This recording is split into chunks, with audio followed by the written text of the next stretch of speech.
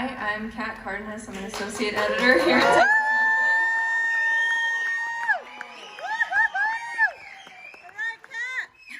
This isn't entirely fair. I have pretty solid home court advantage here. So. As a nosy little kid who wanted to grow up and be a writer, I spent the majority of my childhood at a little greenhouse in San Antonio's west side, collecting stories from my grandpa, Carlos Peña. He was a quintessential Mexican cowboy that I called Grampito, who towered over me at 6 feet tall with bright white hair and a matching mustache. He was almost never without a hat, and once my grandma wasn't around to police his fashion, he often wore a clashing set of camouflage patterns. Under the pecan tree in his front yard, out at his ranch outside of the city, or at the foot of his green recliner, I listened to tales from the zookeeper, the lion tamer, the migrant farmer, and the man who chased down the devil one night in Mexico. I was 6 years old the first time I heard about my grandpa's encounter with Satan. It was 1944 in Rodriguez, Nuevo León, Mexico. My grandpa was 16 at the time, playing poker with his cousin at a small bar in the country, when an extremely handsome, well-dressed stranger waltzed into the room. Immediately, my grandpa thinks that this man is the devil. After the man asks if he can play a hand, he smiles and begins sprouting 2 horns from his skull.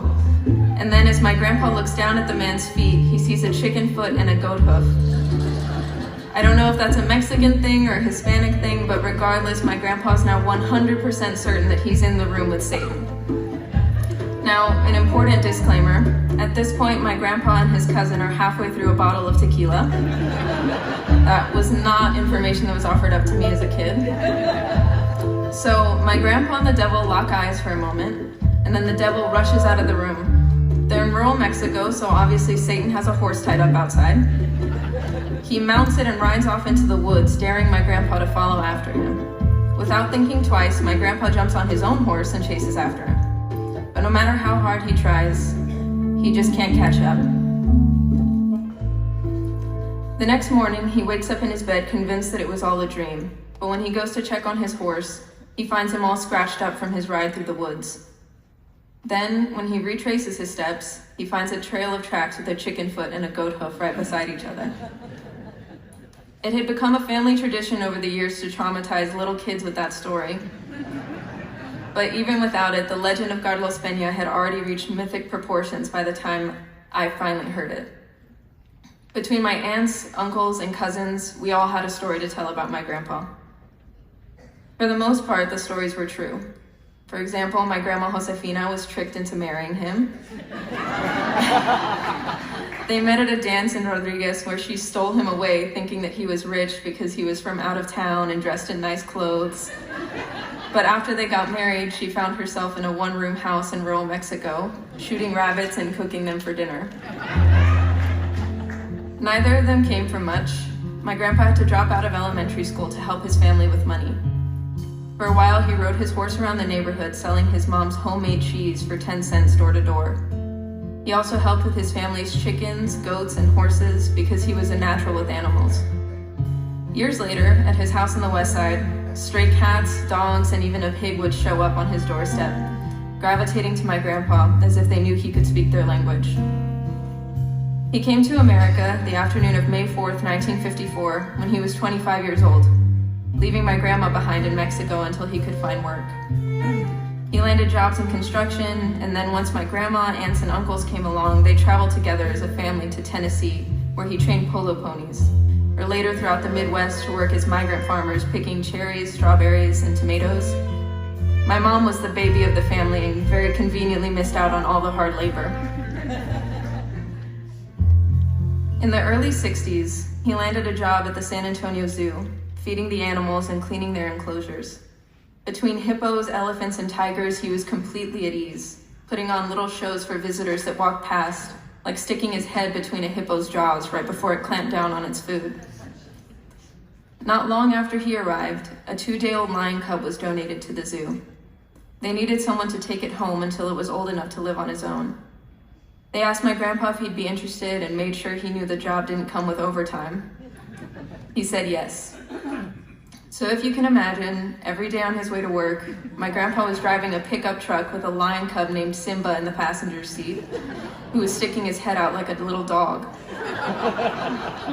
Back at the house, Simba was sleeping in his bedroom and playing with my aunts, uncles, and the neighborhood kids.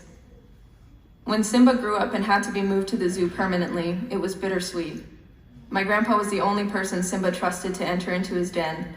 When other zookeepers tried, Simba would rear up on his hind legs in front of my grandpa to protect him. Even as he started to grow a mane and put on a few 100 pounds, he would still play with my grandpa like he was a cub, playfully biting and jumping on him.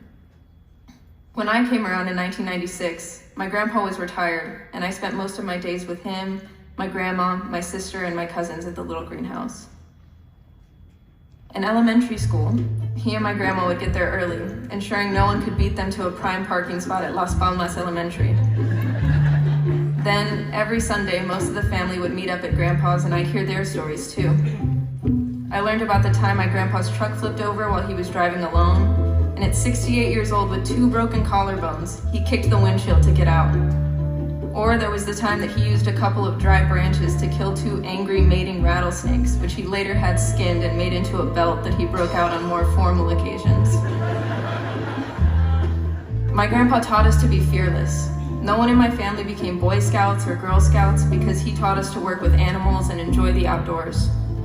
At his ranch, we got crash courses in knot tying and horseback riding, and collecting pecans, chiles, and mesquite pods.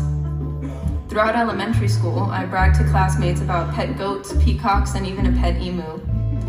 One day, as my grandpa was driving to his ranch, he spotted the 5-foot-tall bird which had escaped and was darting around the road.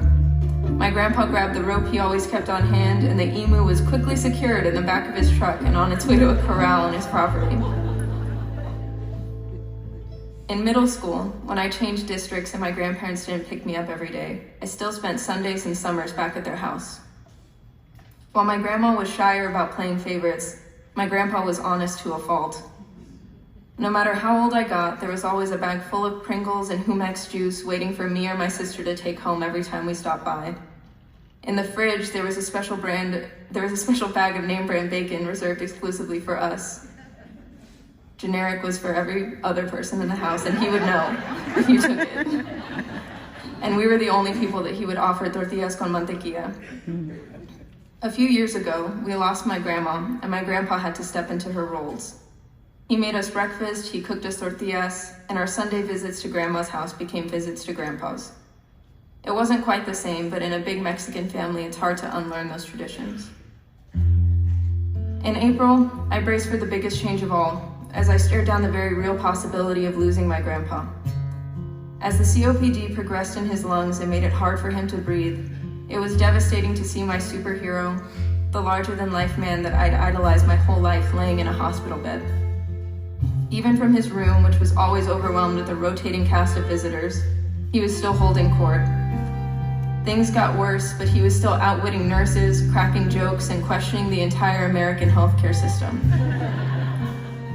Within a couple of weeks, my family moved from the hospital to the hospice center. We overran the place and filled the halls with the smell of jalapenos for fresh salsa and a whole cooler's worth of brisket. Things got worse, but even in the waiting room, we still found a way to laugh by telling our stories of him. Ask any Mexican and they'll probably have a story to tell about someone in their family or in their town who had an encounter with the devil, La Llorona, or some kind of demonic ghost. Telling stories, even if it's just swapping gossip or chisme at the dinner table, is in our DNA. It's how we survive and it's how we remember. And with my grandpa, it was his stories, no matter how wild or how truthful they were, that made our family thrive. When I was younger, I thought his stories were just meant to make me laugh or help me learn more about him. But later on, I realized my grandpa had been up to something else entirely. His stories have tied us together. They taught us to remember where we came from and to never stop learning. From dirt roads in Mexico, my grandparents raised 8 kids who became educators, veterans, and executives.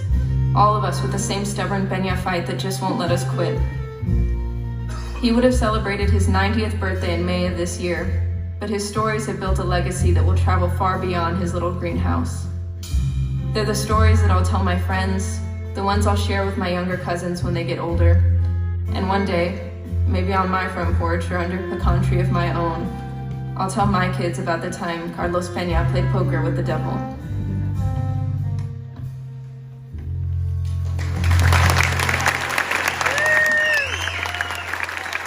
I just want to say a very quick thank you to my family that's sitting over there and probably scattered around. That's my dad with the whistle.